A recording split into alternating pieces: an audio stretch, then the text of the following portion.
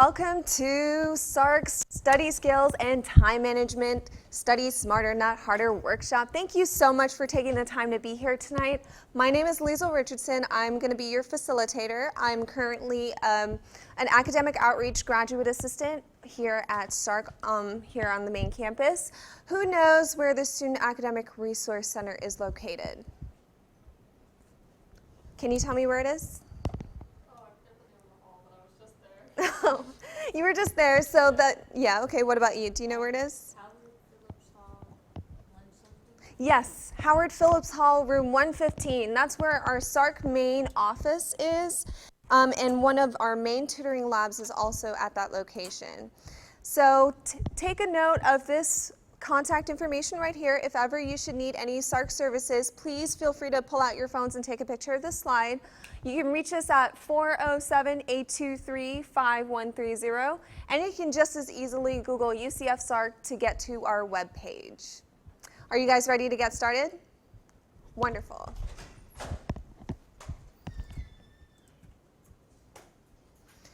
So the goals of today's workshops.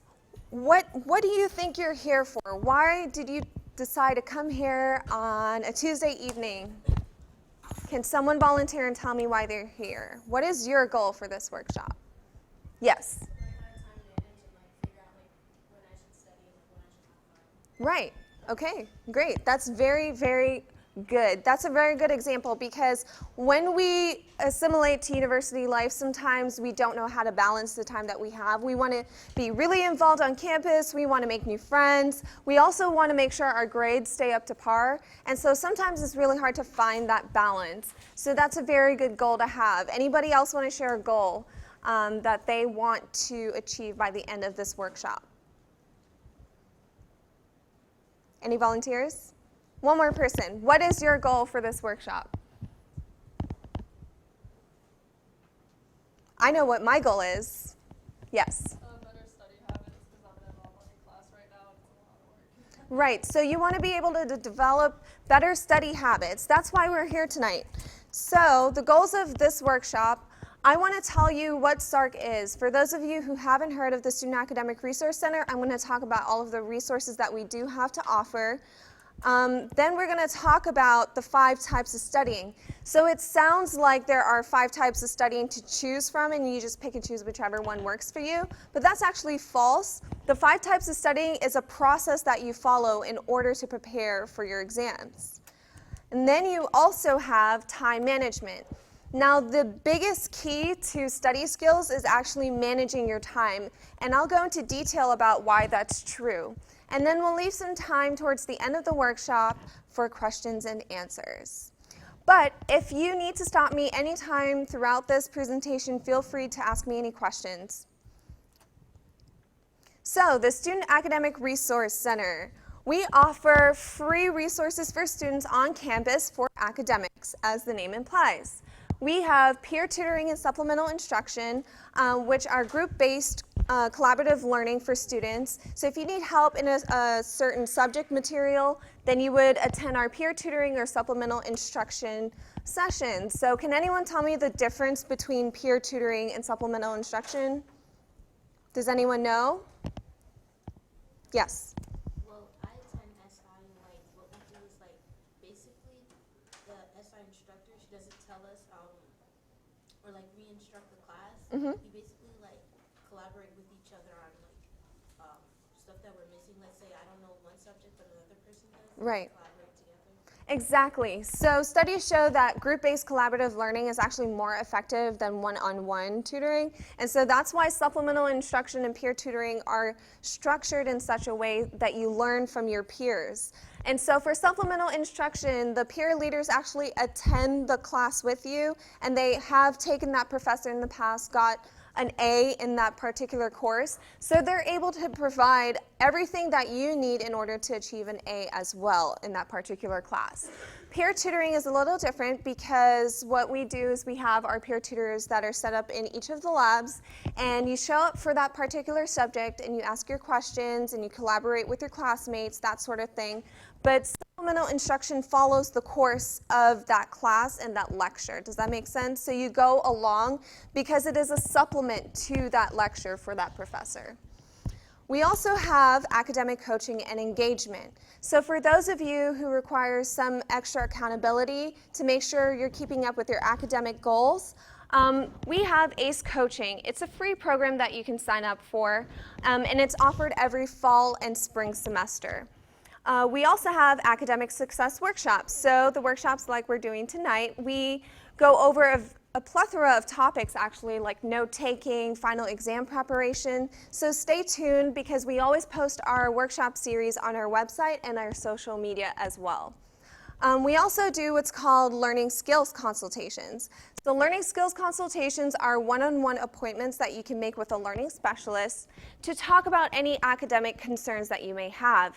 So if you feel like there's something hindering you from doing well in your courses or just overall as an undergraduate student, you can always make a free one-on-one appointment with a learning specialist over at the Sarc main office. Either call or visit us, and you sit down and you address those concerns. We provide the resources that you need in order to address those concerns, and you're always welcome to make a follow-up in that semester. We also have online academic support. So how many of you have actually visited the Sarc website before? None of you, that's great. So that's fine. So I really implore that you guys go to our website. As soon as you get on there, you get to a banner that says 24/7 academic assistance. We have online tutoring, or OPAL. We have handouts that go over learning skills. We have handouts that go over course-specific resources. So what do you need to do to get an A in biology, chemistry, that sort of thing? You can always find it on our Sarc online website. Any questions about Sarc services? Great. So moving on to why you're here tonight, to improve on your study skills. So we're going to talk about what's called the 5 types of studying. So there's studying to gather information, learn information, check for learning, refresh, and improving your learning skills. Now the first step is studying to gather information. This is what you're doing when you're learning new material in class. So I'm going to ask you guys a question. How far in advance do you guys start studying for exams? The night before. A lot of students do that. Everyone's guilty of cramming a little bit. Anybody else? How far in advance do you study for an exam? 2 to 3 days. That's about typical, right? What about you? Okay, great. Now, keeping those time periods in mind, you might be a little overwhelmed or maybe even intimidated by all of these steps that you need to take, but I want you to think about how learning is an ongoing process. There are steps that you need to take on a daily and weekly basis every time you learn new information in order to remember things for your exams. So the first step, gathering information, you're not actually learning things. This is what you do when you go into a class, you learn a new subject matter, and then you come home, come to your dorm, and you actually gather that material. So you take your PowerPoint slides, you take your study guides, any lecture notes that you've made, and organize, condense, and record that information. So how many of you love charts and diagrams and color coding things? This is when you're doing that. You're actually translating what you've learned in class into a format that's easy for you to follow whenever you sit down and study from that point forward. So you're going to do note cards, Cornell notes, outlines, that sort of thing, charts, diagrams. And then another thing you want to do is, what's the point of making all of those wonderful notes if it's not accurate and complete? So once you make those notes, you're going to compare with your classmates, maybe even confirm with your professor. How many of you have an open relationship with your professor? Do you talk to them? Do you ask them questions? You do, right? It's a good idea to do that. Get on good terms with your professor because they can always verify whether you're studying the right material. Now, the second step is studying to learn information. This is where you're moving things from short-term memory to long-term memory. So the best way to actually do that is what's called repeated recitation. So what's the best way to learn a new sport or to play a new instrument? You have to condition yourself. You have to practice. The same thing can be applied to studying and learning information in school. So you need to do repeated recitations of your material every time you learn something new, okay? And there's a difference between memorizing something and understanding something. So when you're doing your repeated recitations, that's when you're memorizing the information, right? Because you need to retain everything. But then, once you've memorized, you'll have enough time to understand. Does that make sense? Right? You can't cram everything in the night before and, expect to memorize these things and understand it by the time you get to your exam. That's usually what trips students up on the day of. Also, working in study groups is very effective for a lot of classes. Maybe you've missed something in class because you checked Facebook and you missed something very important that's going to be on the exam. You can always consult with your study mates. So definitely study in study groups if you don't already do that. So when you do your repeated recitations, you're going to sort what's learned and not yet learned. So ask your professor and classmates questions and get creative with tough concepts. So if there are things you simply don't understand and you don't know how to study that information, talk to your SI leader, talk to your peer tutors, come to Sarc. We can always help you with that information. And then another thing, don't procrastinate. Now this may sound, something like you already know you can't procrastinate, but we all do it. We're all guilty of it. And the best way to overcome that is to actually time manage. So we'll go into that a little bit later. But the best ways to manage your time would be to create a master blueprint or a full scheduler. You can also define your priorities. A minimum of 2 hours study time outside of class for every 1 credit hour should be in your schedule. So who here is enrolled in summer classes right now? All of you, right? So tell me, how many credit hours are you in right now? 6? Are you a STEM major or non-STEM? STEM? Okay, so you can actually bump that 2 hours up to 3 hours. So for STEM majors, you want to study 3 hours per credit hour outside of class time. So if you're enrolled in 6 credit hours right now, how many hours should you be studying outside of class time? What do you mean by credit hours? So you're enrolled in 6 credit hours, right? I'm enrolled in 2 classes, which are free. So 6 credit hours. So you should be studying a minimum of 18 hours outside of class time. Does that make sense? And then for non-STEM majors, it's usually 2 hours. Does that make sense? Yes. So that's like every week? Yes, on a weekly basis. Now this is a guideline. Some classes may be a lot easier, so you may not need to study that much outside of class time, and then some are much harder, so you may require more time outside of class time, okay?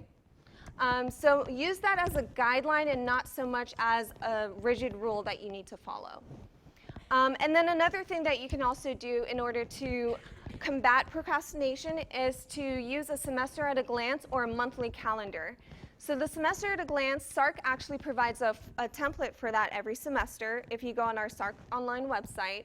And so what it is the entire semester on one page. What you can do is during the first week of class, you actually block out all of your important exam dates, projects, homework deadlines, that sort of thing. You can even color code it, put it in a place that you'll always see it on a daily basis. So it can be next to your bedside table, it can be by your bathroom mirror, like wherever you're going to constantly see it so that you're reminded that things are coming up and you need to start planning. Does that make sense?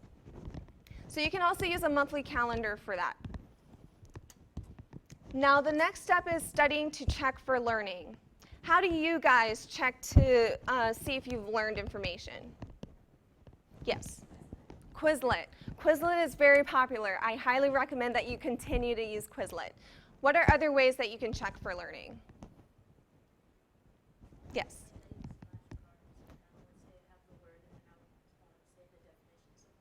Yeah, so saying things out loud with your flashcards, looking at the main idea with details hidden from view and trying to recall that information. Yes. Yes, making your own practice tests. So the reason why making your own practice test is going to be really helpful for you is because if you reword the information that you've learned from your professor and you condition yourself to be in a test environment with questions you haven't seen before, when you go on exam day and your professor switches things up on you, you won't be surprised, you won't forget, and you won't get tripped up. You'll be pretty much conditioned to expect different kinds of questions. How many of you study information the way it's given to you? You get to the exam and the professor rewords it and you're like, wait a minute, this is not, I never learned this in class. It happens, it happens. We're all guilty of, sometimes just thinking the professor is going to give it to us as we've learned it, and that's not necessarily true. The point of a test is to see if you understand information, not to see if you've memorized it, okay? So definitely make up your own tests. Maybe in your study group, each one of you creates your own exams and then you swap it. Just condition and train yourself to take practice tests. It's really helpful. So we recommend that you test yourself 2 to 3 times weekly, however it is that you want to self-test. And then you want to ask yourself, do you actually know this information? Now, how many of you look at your flashcards, for instance, and you look at the information, you're like, oh, I know this, I don't need to go over this again. It happens, right? Because you've seen it so many times and you don't want to go over it again. It's, complacent. But you have to make sure that you actually know it. So check for the accuracy and completeness of your recall. Make sure that you can recall things 100%, and don't let yourself slide. And try to teach it to somebody else. How many of you actually try to talk to your roommates about the subject material that you've learned? Right? Do you find that it's helpful? Yeah. It is? If you can talk to somebody about something that they don't understand, and by the end of that talk they do understand it, that means you've actually learned that information. So it's a very effective method of actually self-testing. So bravo for you guys for actually doing that. That's amazing. Continue to do it. So the next type of studying is studying to refresh. You don't want to forget the information, right? So revisit early learned material. Maybe by 2 to 3 times weekly, you'll remember all of the things you learned before. And then you can do that individually or with a study group. That's completely up to your discretion. Now, up until this point, you're going to take the exam, right? Now, maybe you've gone through all of these 4 steps and you still forget the information on the exam. Why do you think that you forget things? Yes? Yes, so an information overload, that's why we tend to forget. What's another reason? Yes, so test anxiety is one big reason why we tend to forget things on the exam. And test anxiety is actually shown to be tied with how we prepare for our exam.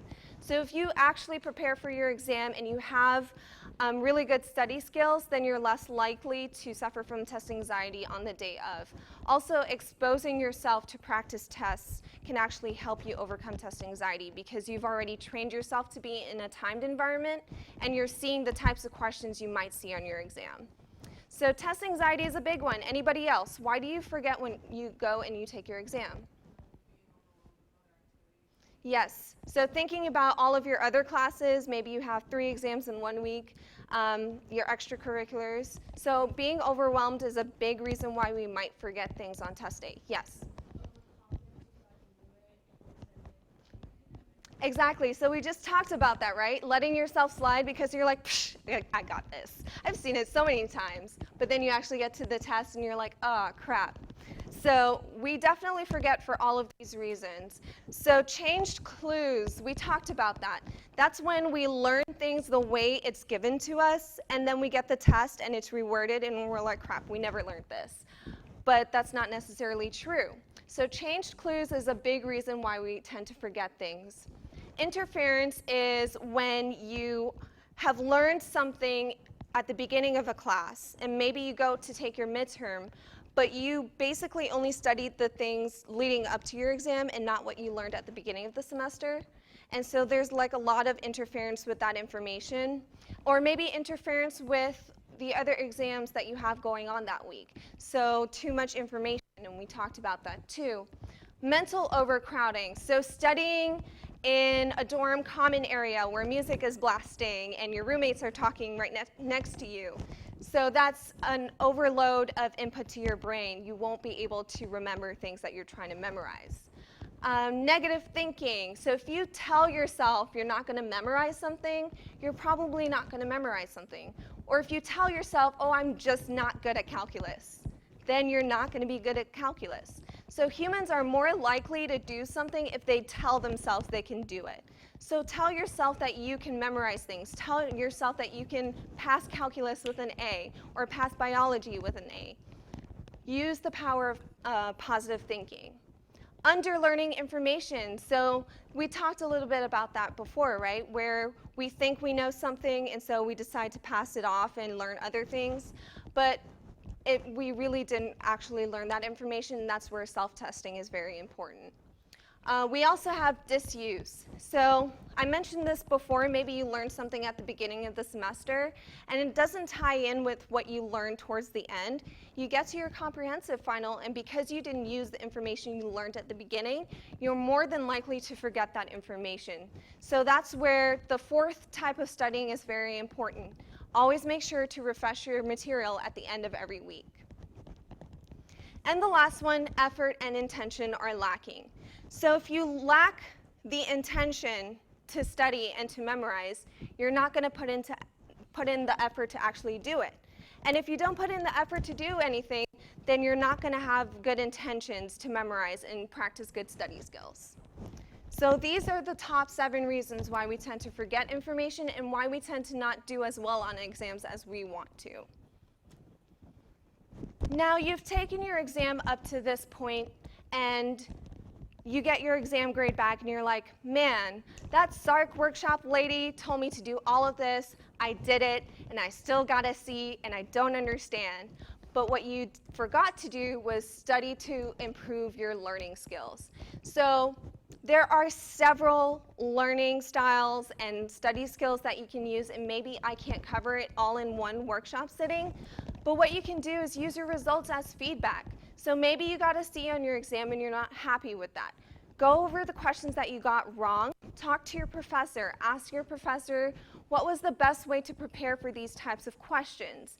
And then you can go back for your next exam and say, okay, well, I tried flashcards before, that didn't work for me, so now I'm going to do Cornell notes. Does that make sense? Or maybe you feel like you still need more help with your study skills, so maybe you make a learning skills consultation at Sarc. So the 5th type of studying is very important because you always want to change and improve upon your study skills. Utilize your resources. There's Sarc tutoring and supplemental instruction. There's the University Writing Center. UCF is really awesome because we have all of these academic services here on campus to help you. Also, talking to an A student. Maybe your friend got an A on the exam. Talk to your friend about how they prepared for the subject material, and maybe they can help you improve on your study skills. Does that make sense? Great. So do we have any questions on the 5 types of studying? How many of you think that it's doable for you, that you might be able to do the 5 types of studying after today? Great. So I have a true or false question for you. The average amount of time needed to effectively study for any exam, including finals, is about 2.5 hours. True or false? How many say true? 2 people say true. 3 people. How many say false? Okay, so the answer is actually true. Yes. So it's not 2.5 hours in total that you study for an exam or a final, but it's 2.5 hours every time you sit down to study. Does that make sense? 2.5 hours. So after 3 hours, you tend to lose focus and you're not actually retaining information. Does that make sense? So every time you go into your full week scheduler and you schedule study times for yourself, try to limit it to 2.5 to 3 hour blocks, okay? So moving into time management. Do we have any last minute questions about study skills?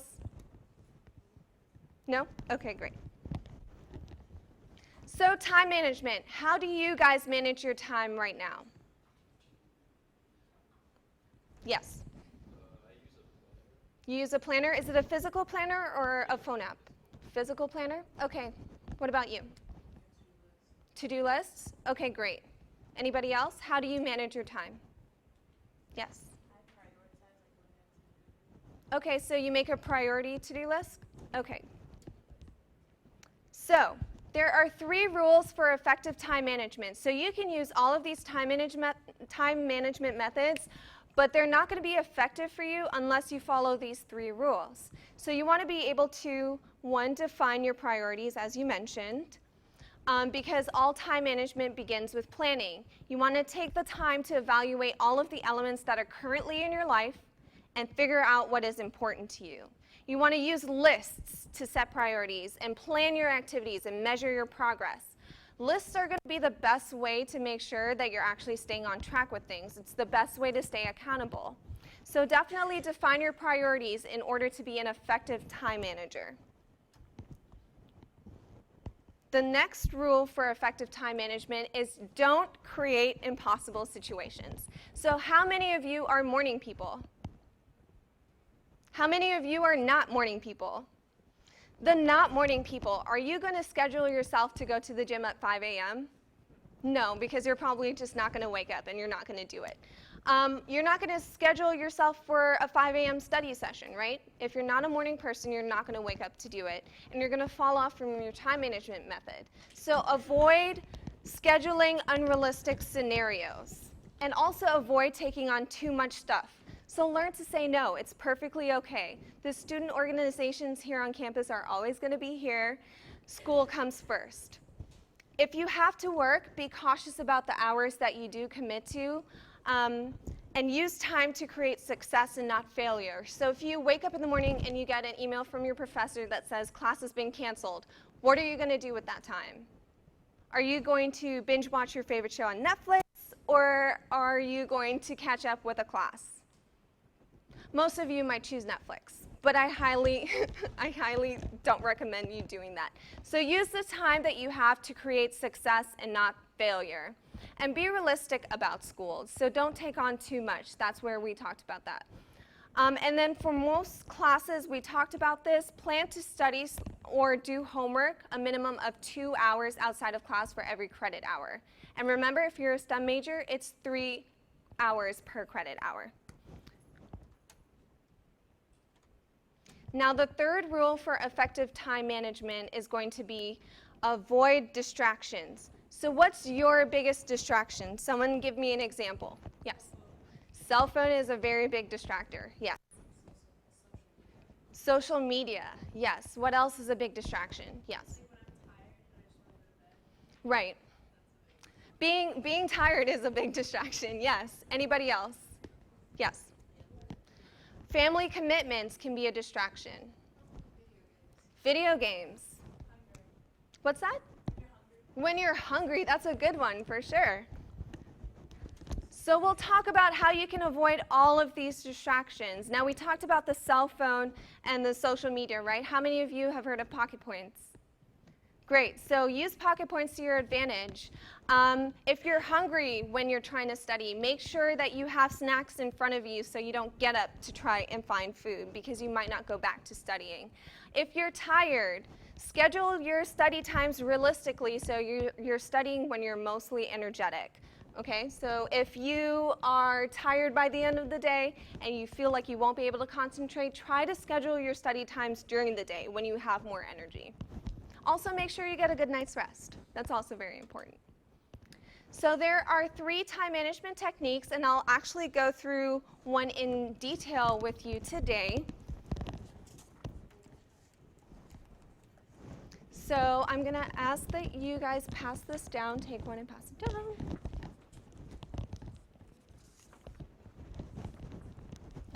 Here you go.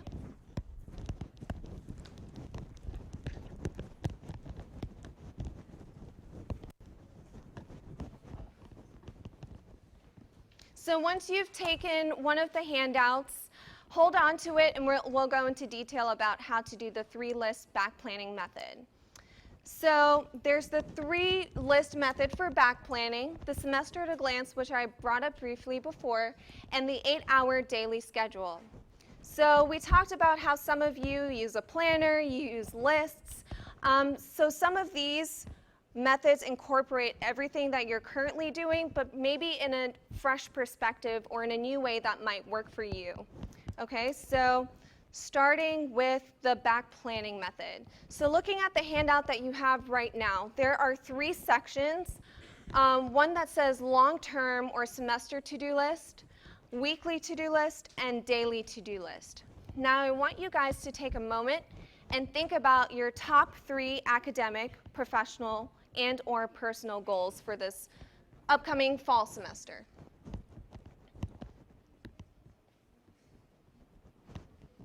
Think about your top 3 long-term goals.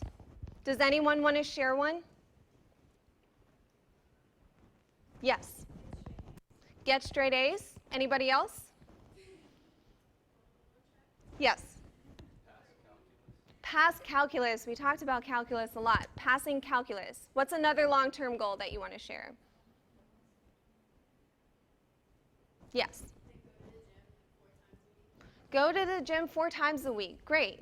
So think about what you can do on a weekly basis to work up to your long-term goals. So what can you do on a weekly basis to pass calculus? Okay, great. So study 3 hours per credit hour for calculus. Okay. That's great. Thank you. What can you do on a weekly basis to make sure that you go to the gym 4 times a week? Sleep. Okay, so if you don't sleep at night, you won't have the energy to go to the gym the next day. Okay, great. Yes? Getting a workout buddy. So accountability is a big thing, and having a person to keep you accountable is going to be really helpful. So recruiting a workout buddy is a very good thing to put on your weekly to-do list. Any other volunteers? What can you do on a weekly basis to work up to your long-term goal? Maybe to get all A's, you need to, in addition to studying 3 hours per credit hour, you need to attend some Sarc tutoring sessions or go to your professor's office hours. So those are some things that can be on your weekly to-do list that you can actually help work up to your long-term goals. Then we also have things that you can do on a daily basis to work up to your weekly to-do list. So what are some things that you can do on a daily basis to work up to passing calculus? Think more specific than just studying 3 per credit hour. Would it be able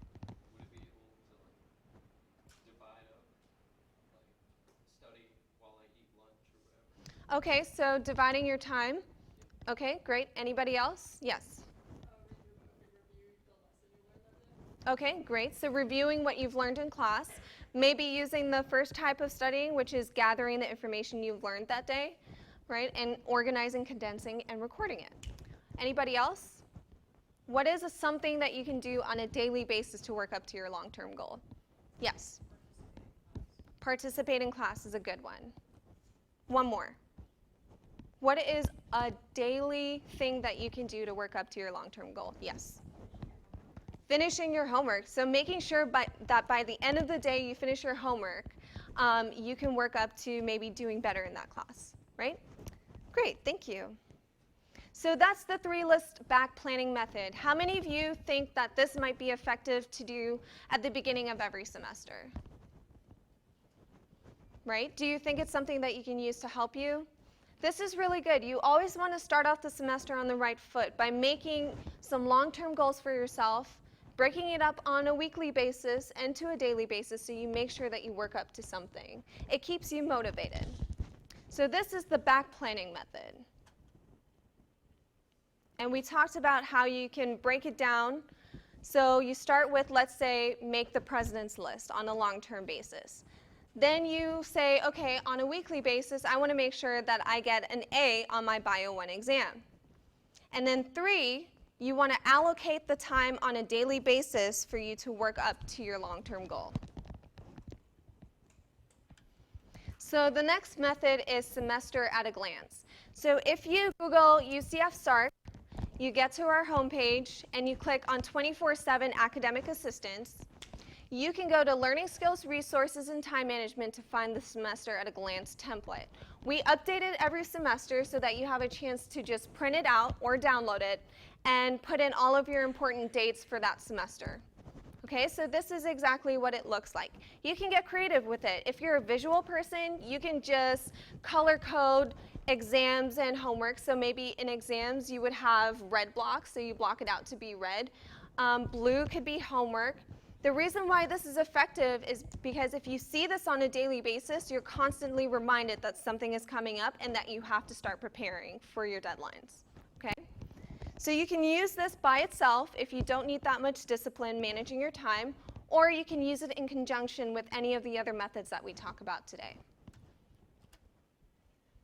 And now we can talk about the full week scheduler. So this might seem intimidating at first because maybe you think, oh, I'm going to be constrained to this schedule every single day. So if my friend calls me up and I want to hang out with my friend, I can't because I have to study because my full week scheduler tells me so. But the full week scheduler is meant to be a guideline. So I highly recommend, because you all have access to your Knight's email and Outlook online, you can download the Outlook app and actually use the calendar, because there's an app for your phone. In case anything comes up, you can just change your events around. Okay?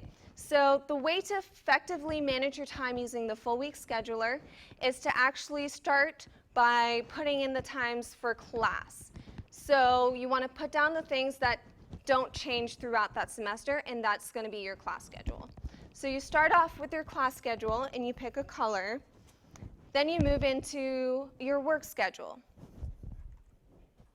Then you put in any other things that might be important for you to do on a weekly basis. So if you want to work out 4 times a week, then you put in your workout times next. Then if you're a busy college student, you might forget to eat. Or maybe you want to make sure that you go through your flashcards while you're eating breakfast at 10 a.m. on a Monday. Then you go in and you put in your meal times. Then you put in your social events, and then you go in and you schedule in those hours that you need to study and do homework. So notice how very specific each event is. So here it says review time, prepare for next week, homework. So it's very specific. The reason why you want to do this is because sometimes you schedule a long period of time to study on your schedule. You go to the library, you sit down, and you have no idea what you have to do. And you end up wasting time figuring out what it is you need to accomplish. But if you set the intention for that time, you're more than likely to actually go through with what you have to do. So make sure you're very specific when you make your schedule. Then you want to make sure that you schedule in personal time. We talked about balance at the beginning of this workshop. The whole point of time management is so that you can balance your schoolwork and your personal life so that you don't have to make sacrifices for either one. So what does successful time management involve? You want to know what your goals are, decide the priorities within those goals, anticipate future needs and changes, commit to punctuality and timeliness, carry out the plan you make, so you have to commit to it, and recognize that you are in complete control of your time. No one else and nothing else is to blame for you not having time to do something. You are in complete control of that time. So one way to stick with your time management method or any of your academic goals is to actually develop a UCF support system. So you can talk to your professor about your academic goals, your academic advisor. It can be someone over in Career Services or the Counseling Center. Even at the Student Academic Resource Center, maybe the person that's your support team would be your peer tutor. Maybe a fellow Knight, anyone in this room, or your roommate. The UCF website has all of the resources that you may need to find that UCF support team to help you stick with the things that you need to stick with throughout your undergraduate career. So I'm going to end the workshop with letting you know that the bad news is time flies, but the good news is that you're the pilot. I know it sounds corny, but like I said, you are in complete control of the time that you have, so make it your own. Do I have any questions? No? Great. Thank you so much. Now, if you guys are also here to get some link loot, this is how you would do it. You can just use the slide to your discretion. Thank you so much for taking the time to come to this workshop, and I hope any of this information works for you in the future.